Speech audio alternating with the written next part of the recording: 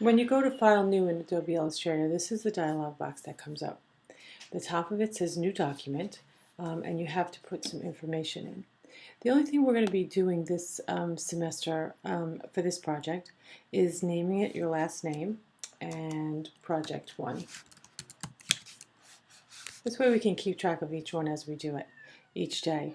The size, the default size is letter, so we're just going to keep that letter, and that's 8.5 by 11 inches. Now keep in mind when we open up Illustrator, anything that's close to the edge of the page, even though we don't have any of these margins set, will be cut off, and I'm going to explain a little bit more about that later. If your units over here are in points, which I believe is the default, go ahead and change that to inches, because we're really, for this class, we're going to be working in inches. If you're working out in the industry, many times they will work in picas or points. Also, I'm going to go ahead and change my workspace back to the essentials. And here I have, I guess these are the essentials. So here I have some palettes that I've taken out already, and I'm going to show you how to take those palettes out. First I'm going to close them. This is our text tool attributes.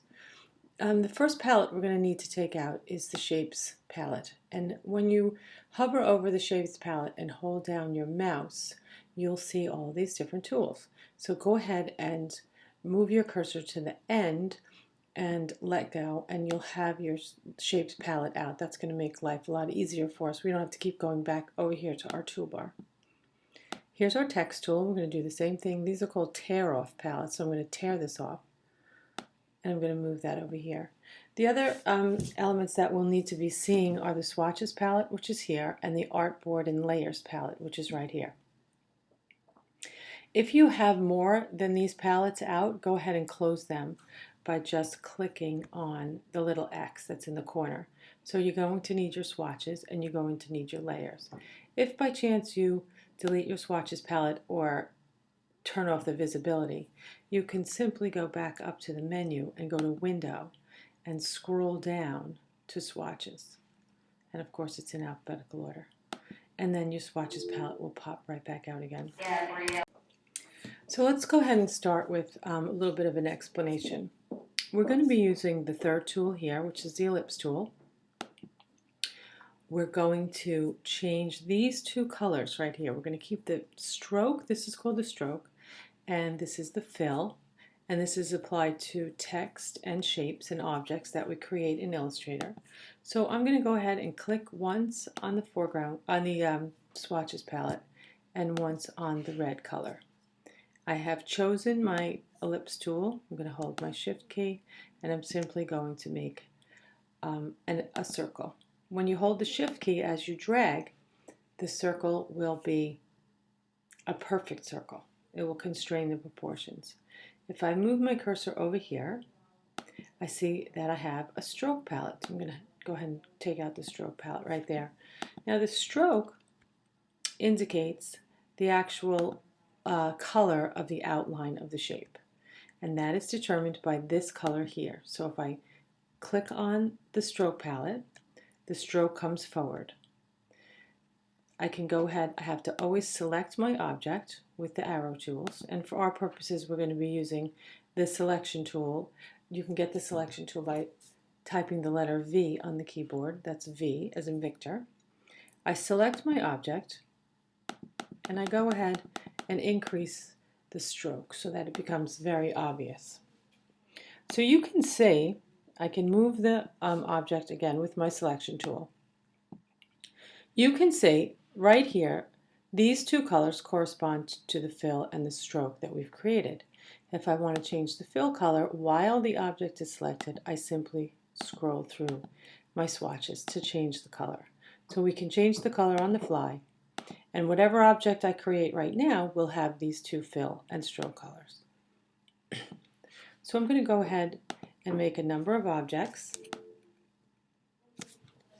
I'm going to change this fill and stroke to blue and black, and I'm going to keep the outline black. Go back to my move tool. I'm going to put the blue color right here. I'm going to make a third circle, hold the shift key, and this circle will be yellow. So here we have red, blue, and yellow. These are our primary colors. These are the colors that we use on the color wheel, the same color wheel you've used your whole life in elementary school and other areas of your life.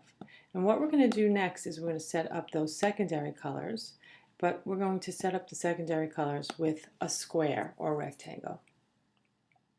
So if I choose the rectangle tool first, I hold the shift key.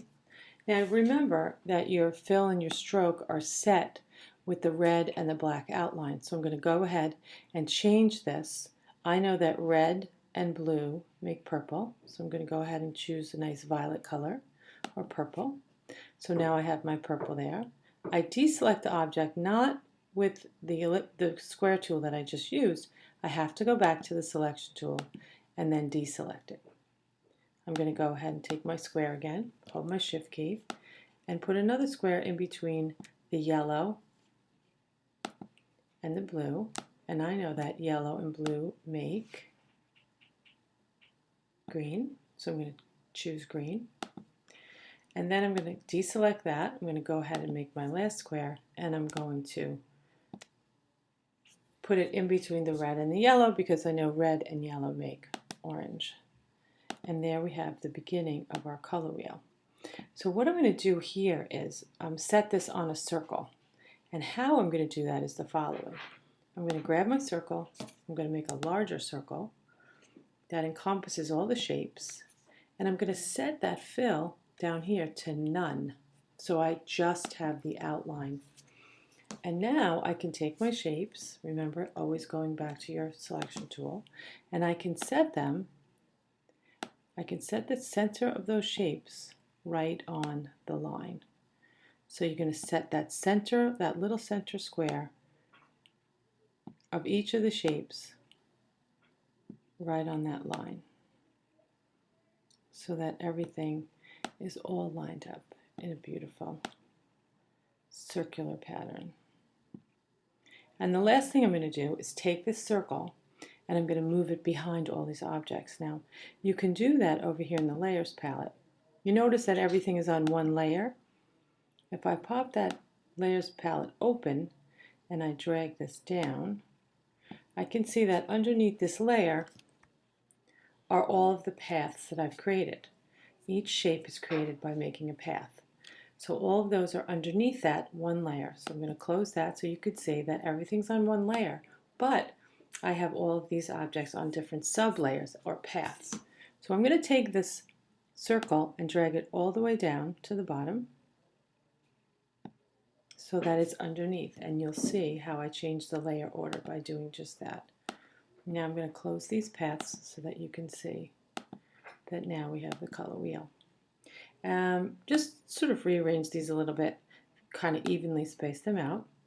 And the last thing to do is take the text tool, click on the pasteboard, click on the pasteboard, and make a title for each. Hold the shift key to make the letters bigger, put the word red inside there, and go ahead and label each of these in the same way.